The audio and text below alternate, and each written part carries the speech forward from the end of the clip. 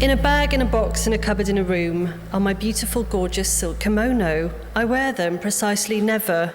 They just seem too pretty, too delicate. I don't get the opportunity. I bought them when I lived in Japan, where I lived for 3.5 years teaching English. Instead, I wore leopard print, tiger print, things which looked like they'd been ripped off the back end of a giraffe. Mab had become a uniform. It was a persona, a single aspect of myself.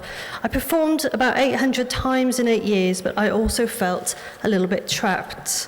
I have over 50 Kokeshi dolls. I love their simple, elegant beauty. Mab is fab, but Mab is grab, slab, jab, flab. So I applied for a Creative Wales Award. I'd wanted to study Rakugo storytelling for over 10 years. I felt like a white elephant in the world of spoken words.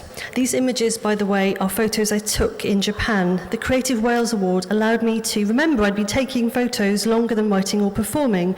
I won my first competition and I just got my first magazine cover. Most annoyingly, I had come to learn that you can only have wit, not humour, in order to be considered a proper poet. Rhyme is a no-no, but these were the things that got me work. They paid my rent. If the Creative Wales Award hadn't come along, I would probably still be the Welsh Pam Ayres. This is something I took a photo of in Tokyo. Creativity for me is about balance. Freedom and discipline must rest perfectly level atop the fulcrum. It can be precarious. Mab as a false front had to be put aside. Selling one's art can often become selling oneself. That for me was a trap. We must retain the right to change. This might happen when we are successful.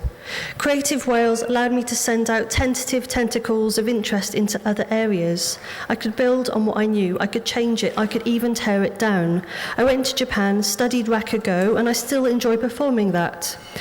Quite often, I feel that creativity comes from a deep, almost watery place inside, and simultaneously from those threads that I mentioned, kind of about here. Do you know what I mean?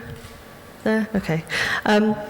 Having this space allowed me to dwell, mull, and muse. I wrote poems, I attended my first poetry retreat, I learned Rakugo, I practiced it, I learnt the lap harp, the ukulele, I collaborated, I became a photographer, I began writing for the New York Times, I won a short story competition, and none of that would have happened without Creative Wales. Now that I have new skills, I have new work. But most importantly, my inner self feels freer. The space between the trees is as vital to the trees as anything else. The ether, the atmos, the subconscious, the spirit. The award allowed me to scatter and regroup. As poet Ezra Pound said, the artist is always beginning.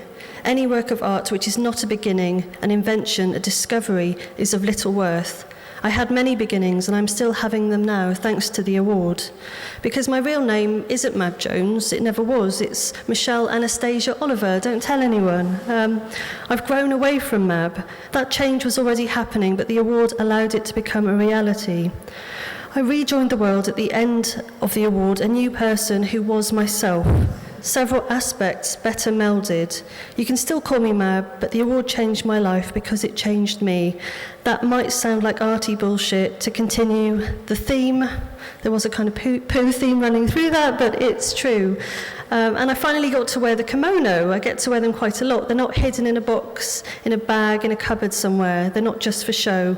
I feel the same about what I do now, so thank you for the award, and I'm sure this year's recipients will find the same is true for them. Thanks very much.